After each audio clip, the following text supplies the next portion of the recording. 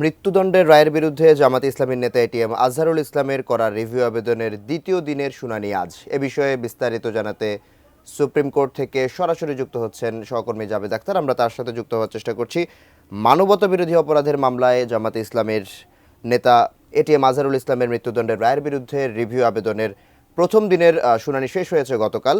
পরবর্তী শুনানির জন্য আজকের দিন ধার্য করেছিলেন আপিল বিভাগ। আমরা এ বিষয়ে কথা বলবো আমাদের সহকর্মী জাবেদ আখতারের সাথে। আমরা যুক্ত হওয়ার চেষ্টা করছি তার সাথে।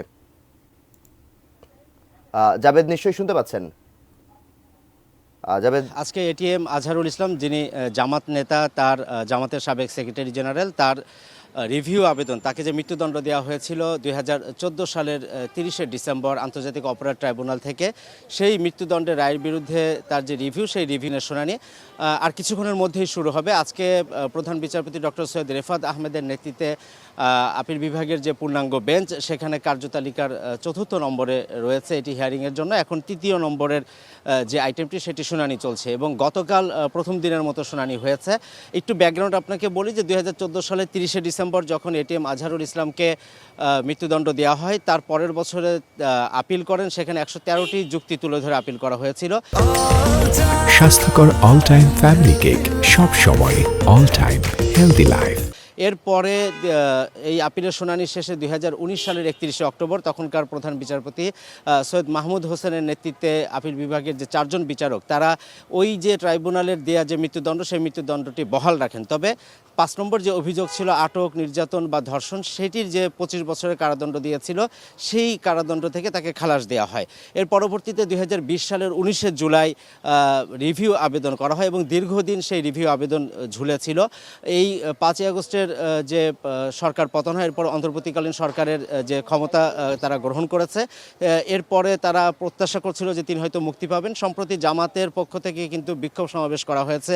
তারা একটি আলটিমেটামও দিয়েছিল, তারা একটি গণ অবস্থান কর্মসূচি দিয়েছিল, যেটি গত সোমবার সেটি তারা স্থগিত করে। এবং গতকাল যখন শুনানি হয়, তখন শুনানির সময় জামাতের সেক্রেটারি জেনারেল মিয়া গোলাম পরোয়ার এবং অন্যান্য কেন্দ্রীয় নেতারা সহ জামাতপন্থীর যে সমস্ত আইনজীবী, তারা সবাই কিন্তু আদালতে ছিলেন। এবং গতকাল শুনানি হয়েছে, সেখানে ব্যারিস্টার এহসান আবদুল্লাহ সিদ্দিকী, তিনি প্রায় 1.5 ঘন্টা শুনানি করেছেন। তো সেই রিভিউ আবেদনের শুনানির সময় একটি বিষয়ে প্রশ্ন উঠেছিল যে এই রিভিউ আবেদন সরাসরি কি মঞ্জুর করতে পারেন কিনা, নাকি লিভ গ্রান্ট করতে হবে।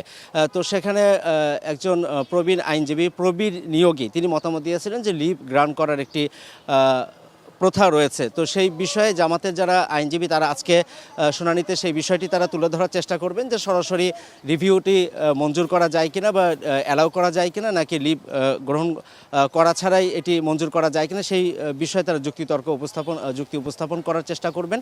তবে আরেকটি বিষয় নিয়ে প্রশ্ন উঠেছিল যে কাস্টমারি ইন্টারন্যাশনাল ল, যেটি প্রথাগত আন্তর্জাতিক আইন, নিয়ম আছে যে আন্তর্জাতিক অপরাধ আদালতে যদি এই মানবতা বিরোধী অপরাধের বিচার করতে হয়, তাহলে প্রত্যেকটি দেশ, সিয়েরা লিওন, টোকিও, রুয়ান্ডা থেকে শুরু করে অন্যান্য দেশেও কিন্তু সেই প্রথা রয়েছে।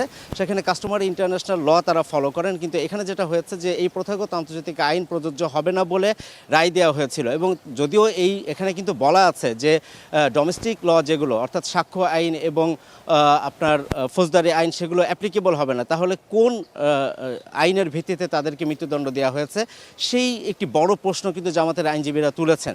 তো এই রিভিউ আবেদনে সেই বিষয়টি হয়তো উঠে আসবে। যদি বিষয়টি এমন হয় যে কাস্টমারি আইন, আন্তর্জাতিক যে আইন আছে, সেটি ছাড়াই এই যে যাদেরকে মৃত্যুদণ্ড দেওয়া হয়েছে যাবৎকালে মানবতা বিরোধী অপরাধে, তাহলে কিন্তু সেটি প্রশ্নবিদ্ধ হবে। আজকে আসলে কি বিষয়টি তারা তুলে ধরেন, কিছুক্ষণের মধ্যেই এই শুনানি শুরু হবে। তারপরে হয়তো আবার আপনার মাধ্যমে দর্শককে জানাতে পারবো।